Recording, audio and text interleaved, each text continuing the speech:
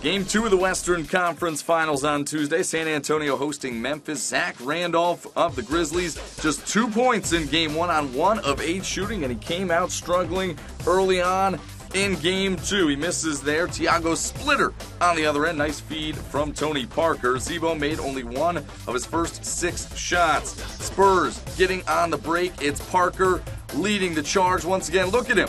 Out of control, no worries. Finds the glass in traffic. The opposition impressed. So Mike learning from you. Fun little moment right there in an intense playoff battle. Late first quarter, Marc Gasol staying at it, and that ball finds a way to drop in for the Grizzlies. Tony Parker back to it on the drive. Gasol with the block. Look at him. Get the tip of his finger on it. Just 15-13 San Antonio after the first quarter. In the second, Parker finds Tim Duncan using the window. Plus the foul, Zach Randolph. None too happy the way things have gone for him early on in this series.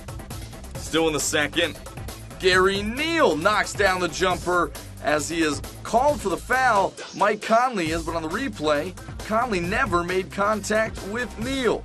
Spurs moving the ball around. They hit 14 three-pointers in Game 1, a franchise playoff high. And they come back with a couple of more in Game 2. 9 of 25. Danny Green had 4 of them. Kawhi Leonard knocking one down, part of a 15-3 Spurs run. Grizzlies, meanwhile, can't buy a bucket. Zebo working hard down low, but nothing going right for him. Duncan corrals the loose ball and gets called for the foul. Look at this one. Frantic play underneath the basket. The Grizzlies, you can't fault them for a lack of effort. That's certainly not the problem.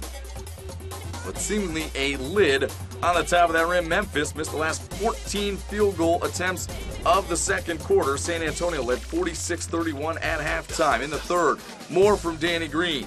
4 threes on the night for him, 59-41, the largest lead for the Spurs. Conley coming right back on the offensive. Tied for a game high in this one with 18 points. Parker, meanwhile, finding Tiago Splitter again. Parker, a career high. That includes the regular season. A career high 18 assists for Parker in this one. Tony Allen called for the offensive foul on the spin move. As Manu took it tough right there, and Allen and the rest of the Grizzlies, including Coach Lionel Hollins, frustrated once again. In the third, still Parker with the jumper. He had 15 points, all 5 Spurs starters in double figures. They led by 12 entering the fourth quarter. But here come the road team Grizzlies. Quincy Pondexter rising up for the slam. Look at him go baseline. It's an 8-point contest, now a 7-point game. There's Randolph getting the basket and the foul. He ended up with 15 points, 18 rebounds in this one, as the Grizzlies out-rebounded the Spurs by 14.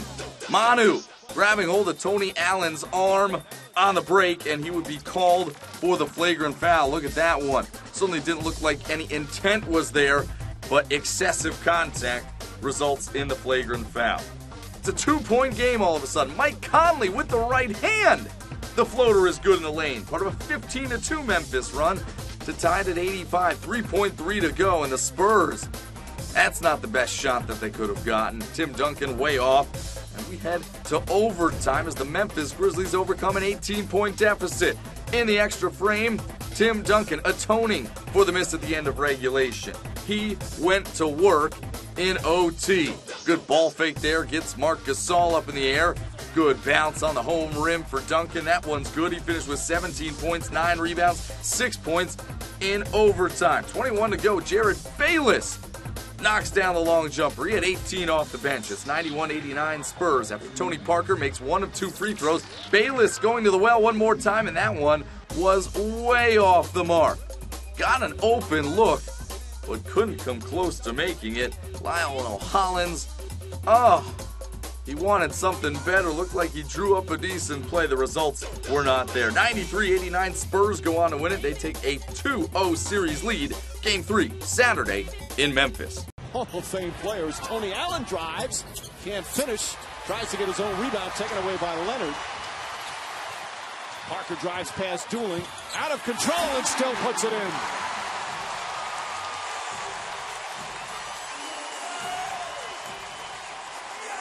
His ability to get in the paint. We've watched it for how many years? 12 years now in the NBA. It's amazing. And some of these improbable is so critical on that penetration. San Antonio has it. Memphis in their starting wing position doesn't. How about Parker? Little hesitation. Looks like he's going to shoot. Flips it off to Splitter, and that's his 11th assist of the game. We're only 27 minutes in. Splitter deflects it out of bounds. Randolph back in, way outside for Randolph. Bonner the rebound. Bonner also did a good job defending Zach Randolph in game one. He's come a long way defensively. Ginobili cuts to the basket. 5 quick points for the Spurs. They're not throwing the ball into the post to Splitter for him to shoot the ball. They're just active. Leonard tied up nicely. Parker to Splitter. 13 assists for Tony Parker. And Splitter now with 10 points, that is. 4 of the 5 starters in double figures. Parker the only one who's not. Splitter the foul. Big jackpot like the other day. I'm having Dan Gilbert's son buy my ticket.